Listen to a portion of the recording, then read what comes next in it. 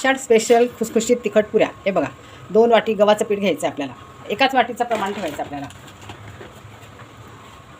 2 वाटी गव्हाचं पीठ,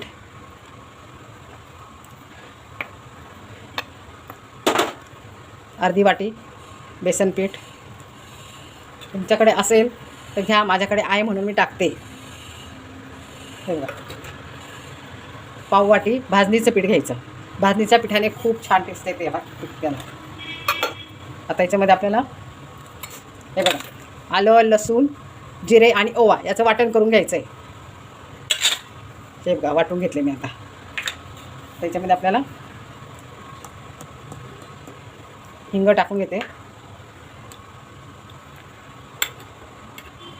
तिखट टाकून घेते,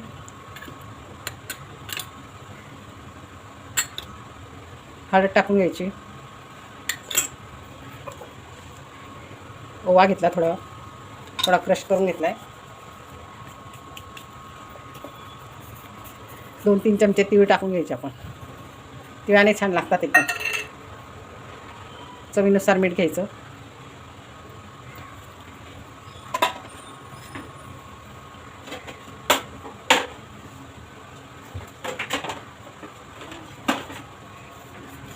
कोथिंबीर घ्यायची आणि 4 चमचे आपल्याला कडकडीत तेल घ्यायचं आहे.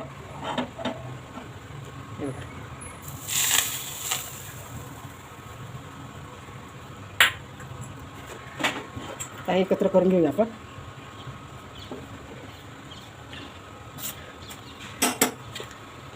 आपल्याला वाटलेलं आहे ना, त्याच्यातच मी जरा जास्त वाटून घेतलं आहे. त्यातला पाहिजे तेवढा घ्यायचा आपण याच्यामध्ये.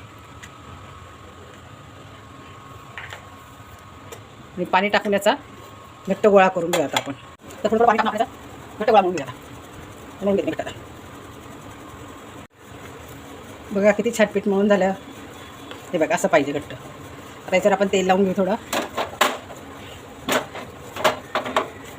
5 मिनटं झाकून ठेवू, 5-10 मिनटं. लगेच त्याच्या पुऱ्या लाटायला घेऊ आपण.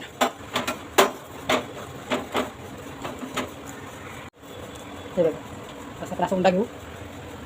पोलपाटाला तेल लावूनच लाटायचं आपल्याला, पीठ लावायचं नाही, तेल पण हे होतं आपलं.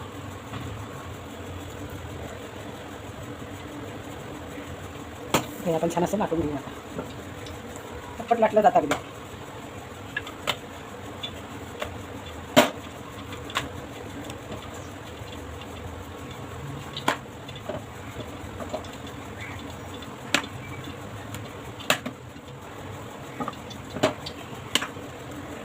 आता आपण ग्लासाने एकसारख्या पुऱ्या करून घेऊ. तुम्ही वाटीने करा, मला लहान मोठा जशा साईजमध्ये पाहिजे तशा करून घ्यायच्या आपण.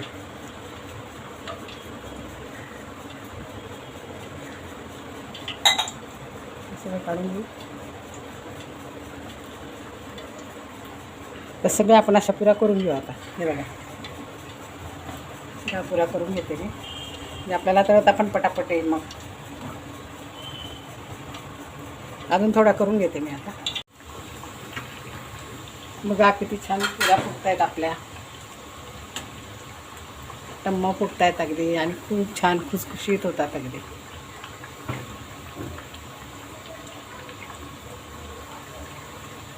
आता मी अशा सगळ्या पुऱ्या तळून घेते आता. एकदम सुक्या निघतात. हे बघा, एकदम कोरड्या. गरम आहे खूप. बघा किती छान झाल्या आपल्या तिखट पुऱ्या. हे बघा, आता मी तोडून पण दाखवते तुम्हाला.